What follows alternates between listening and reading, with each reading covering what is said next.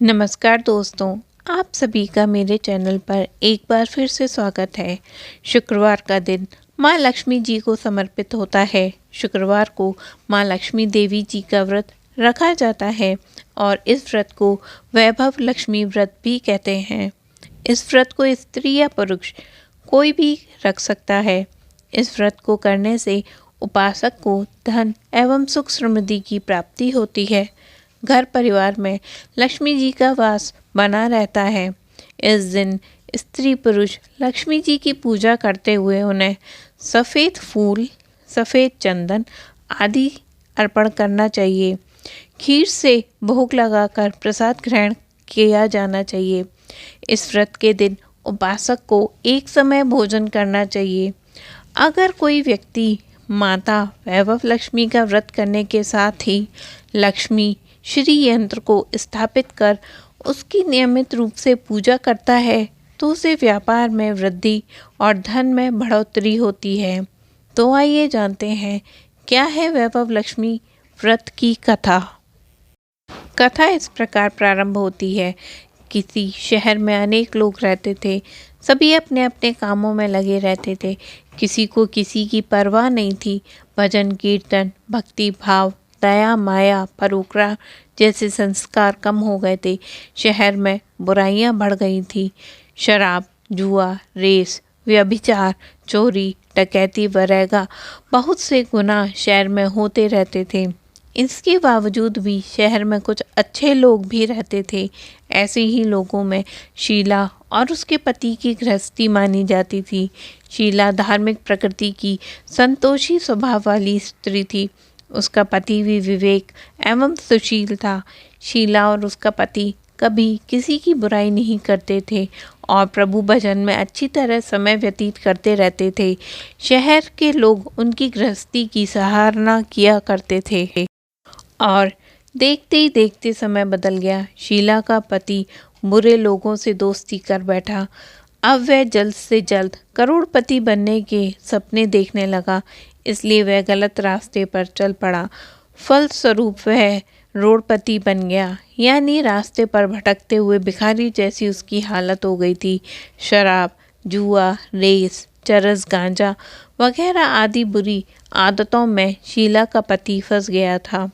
दोस्तों के साथ उसे भी शराब पीने की आदत लग गई थी। इस प्रकार उसने अपना सब कुछ रेस और जुए में गंवा दिया था।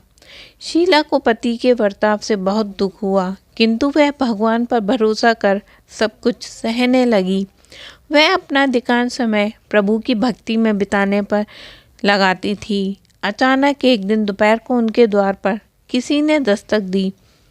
शीला ने द्वार खोला तो देखा कि एक मांझी खड़ी थी। उनके चेहरे पर एक अलग सा ही अलौकिक तेज निखर रहा था। उनकी आंखों में से मानो अमृत बह रहा था और उसका भव्य चेहरा करुणा और प्यार से झलक रहा था। उसको देखते ही शीला के मन में अपार शांति छा गई। शीला के रोम रोम में आनंद छा गया। शीला उस मांझी को आदर के साथ घर में अंदर ले आई। घर में बिठाने के लिए कुछ भी नहीं था, अतः शीला ने सकुचा कर एक फटी हुई चादर पर उनको बिठा दिया। माँ जी तब बोली, क्यों शीला, मुझे नहीं पहचाना? हर शुक्रवार को लक्ष्मी जी के मंदिर में भजन कीर्तन के समय मैं वहाँ आती हूँ। इसके बावजूद भी शीला कुछ समझ नहीं पा रही थी। फिर माँ जी बोली, तुम बहुत दिनों से मंदिर नहीं आई, अतः मैं तुम्हें ढूंढते हुए देखने चली आई। माँ जी के अति प्रेम भरे शब्दों से शीला का हृदय पिघल गया। उसकी आंखों में से आंसू बहने लगे और बिलक बिलक कर रोने लगी। माँ जी ने कहा, बेटी, सुख और दुख तो धूप और छाँव की तरह होते हैं। धैर्य रखो बेटी, मुझे तेरी सारी परेशानी बता। माँ जी के व्यवहार से शीला को काफ़ी संबल मिला और सुख की आस में उसने माँ जी को अपनी सारी कहानी सुनाई। कहानी सुनकर माँ जी ने कहा, कर्म की गति न्यारी होती है। हर इंसान को अपने कर्म भुगतने पड़ते हैं, इसलिए तू चिंता मत कर। अब तू कर्म भुगत चुकी है, अब तुम्हारे सुख के दिन अवश्य आएंगे। तू तो माँ लक्ष्मी जी की भक्त है। माँ लक्ष्मी जी तो प्रेम और करुणा की अवतार हैं। वे अपने भक्तों पर हमेशा ममता रखती हैं। इसलिए तू धैर्य रखकर माँ लक्ष्मी जी का व्रत रख, इससे सब कुछ ठीक हो जाएगा। शीला के पूछने पर माँ जी ने उसे व्रत की सारी विधि बताई। माँ जी ने कहा, बेटी, माँ लक्ष्मी जी का व्रत बहुत ही सरल होता है।